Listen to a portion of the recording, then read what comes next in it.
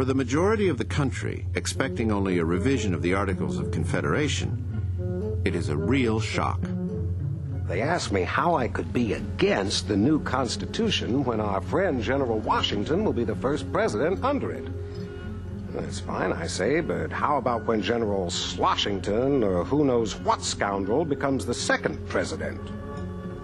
Look at the Senate being created by the new Constitution. 6 years, and they can be re-elected as long as they please. It's really an appointment for life. And they'll be in this new federal city, surrounded by walls of gold, gold flowing in from all our pockets. And they'll live in this Eden with their fellow senators, far away from any knowledge of how ordinary people live. These men had just come out of a war. They had just come out of a war. They had risked their lives to fight for no taxation without representation and the power of local government, and all men are created equal. And within a few short years, what is being proposed but the creation of a central government that looks suspiciously to them just like the British government that they have been fighting against. We have several things in our favor. Everyone loves Washington, and he supports it. All the commercial interests are on our side. They want a government which can regulate trade. The people with money, of course, are with us. They need protection against the too democratic spirit of the state legislatures. On the other side are all those inferior men with very superior positions in local government. They're afraid of losing their power to a national government, where, of course, they don't stand a chance of getting elected. And then there are the people. They're suspicious of strong government, and they don't like paying taxes.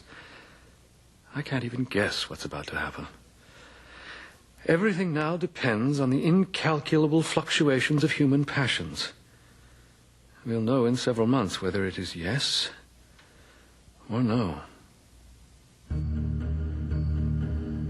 Over the next 6 months, the Constitution becomes the major topic of conversation in all 13 states. The debate involves people from every class of society. There was a perfectly extraordinary outpouring of public concern, writing and exchanges of letters, pamphlets, broadsides, songs, everything under the sun during that period of time, pro and con the Constitution. It's, in my estimation, the greatest outpouring of political thinking in Western history. At issue, what system would best protect the liberty won by the Revolution?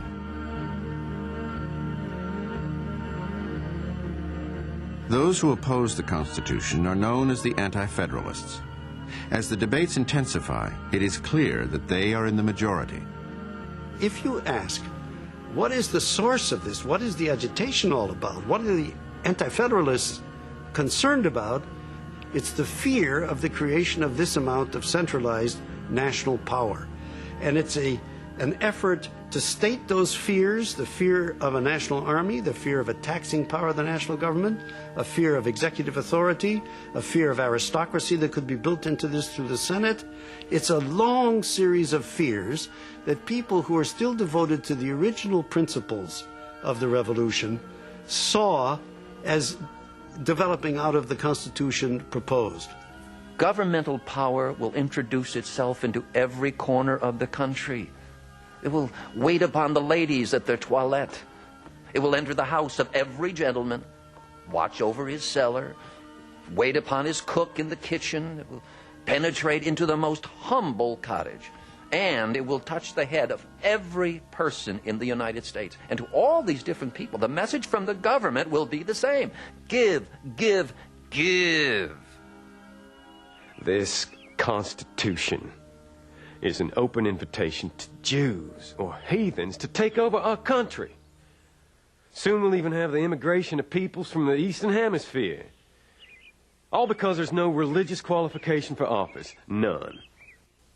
These lawyers and men of learning, these moneyed men who talk so finely and gloss over the details so smoothly to make us poor folks swallow down the pill, they're the ones who will go to Congress. They'll get all the power and all the money into their own hands, and they'll swallow up all us little folks. The other side of it was the effort of the Federalists, those in favor of the Constitution, not only to calm those fears, but to explain the way in which they were unreal. Remember, sir, we elect our leaders. The people are free to choose whomever they please to govern them. Good people, smart people, yes, even rich people may be elected. But they can also be kicked out of power if they don't represent the will of the people who elected them. Why should you have confidence in a person elected to your state legislatures as opposed to someone elected to the federal legislature? Is there some magic spell that converts honest men to tyrants when they become delegates to Congress? Yes, this is new. Yes, it's never been tried. Many things Americans have done we've never tried before. We've accomplished a revolution which has no parallel in the annals of human society.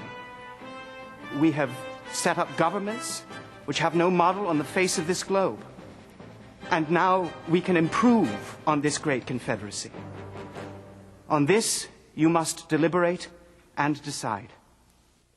Always we debate this question. We're debating it in Washington now as to how powerful the federal government should be. That's what American politics is all about. And they set the terms, especially during the great turmoil of ratification.